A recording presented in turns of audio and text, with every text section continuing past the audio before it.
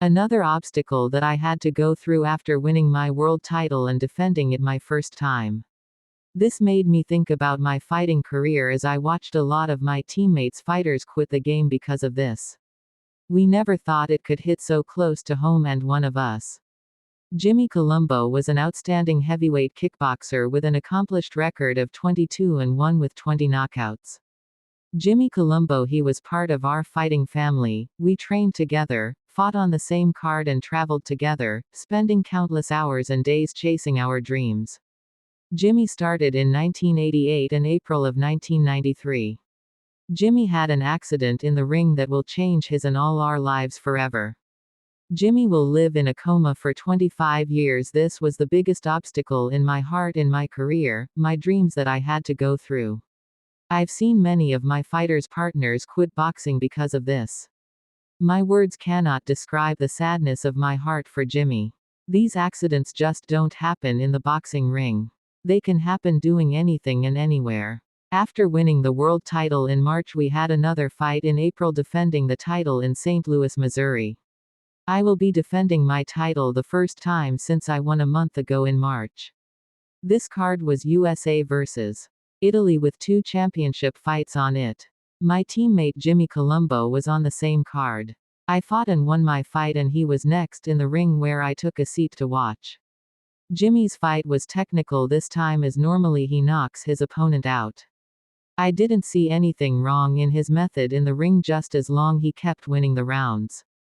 The fight went the distance and both boxers went to the center of the ring for the fight decision. I noticed Jimmy had rock back, turning and bumping into his opponent, turned around from there and bumped into the referee, turned around and fell to the floor. At that time the ringside doctor jumped into the ring. There was no oxygen to be found by ringside or ambulance in the stadium.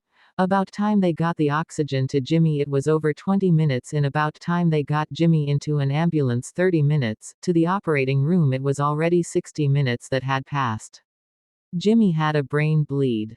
We went to the hospital where we told the doctor to save his life. We called the parents to fly up ASAP.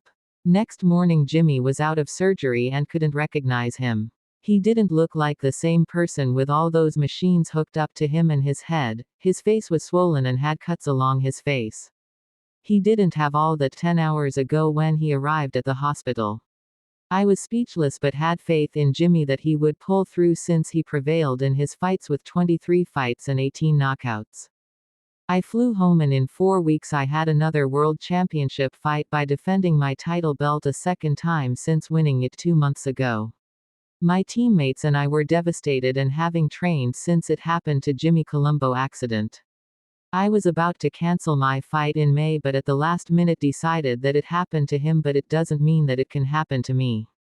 Jimmy Colombo was still stuck in St. Louis, Missouri hospital and had not returned home for 3 months. I fought the championship fight in May and won, defending my world title for the second time. I questioned my aggression but won it on being technical in this fight since the accident with Jimmy Colombo. I was still trying to comprehend my emotions. I had another fight defending my title belt for a third time and in 3 months from winning it in March. This fight was set for June of 1993. I again won that championship fight and was technical on my fighting action again. Jimmy would make it home by July, where they admitted him to Miami-Jackson Memorial Hospital, where they would try to give him rehab to come out of his semi-coma state, plus there was little function with his body movements. I went every Friday to visit him since the hospital was far away. We all had faith that he would pull through as he did before in his fight's glorious victories. The hospital gave up, or Jimmy insurance ran out on him after 6 months. There he was sent to a nursing home where he stayed in a semi-coma.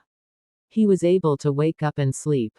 He seemed to be trapped in his body where he couldn't see or communicate with people but could hear. I had noticed that with some of his actions. He knew when we were in the room and tried to show signs. He was trapped in his body that wouldn't or couldn't function. I had him brought to the gym where I tried to work him out and stimulate him on my own time, but nothing was there after 6 months. Because it took the ambulance and oxygen a long time to get Jimmy in the operating table, the broken blood vessel leak that ran through his brain, He had a lot of brain damage from the blood running through. This would be the max recovery that Jimmy would recover. We were losing hope and faith. Jimmy's family took him home, took care of him, where he stayed for the next 25 years bedridden before he passed away. Jimmy was only 23 years old when it happened. Today it's a law to have an ambulance at all fighting competition, where that law became because of Jimmy Columbo fight and other incidents from other fighters that was brought up to the table. Since then I look for an ambulance before I or any of my fighters set foot in the ring.